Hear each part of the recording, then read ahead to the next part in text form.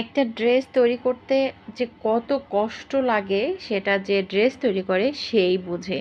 এই ড্রেসটার ডিজাইন সম্পূর্ণ আমার নিজস্ব। আর এইটা আমি কি করে কাটছি, ওই উপরের কাপড়টা অংশ কিছু বেঁচে ছিল, সেই অংশ থেকে আমি ফুলগুলো কেটে কেটে আলাদা করে রাখছি।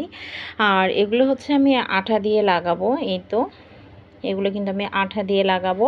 তারপরে আমি সুই সুতা দিয়ে আটকাই দিব ভালোভাবে। এখানে আরও অনেক কাজ করব।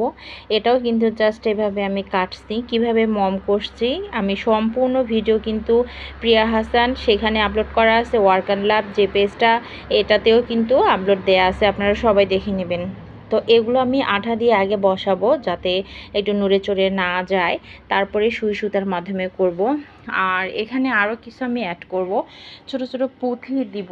আর পুঁথিগুলো যেখানে দিলে ভালো লাগে আমি সেখানে দিব। আপনারা কমেন্ট করবেন যে আসলে ড্রেসটা কতটুকু ভালো হয়েছে নাকি আপনাদের কাছে ভালো লাগতেছে না, সেটাও কমেন্ট করে জানাবেন।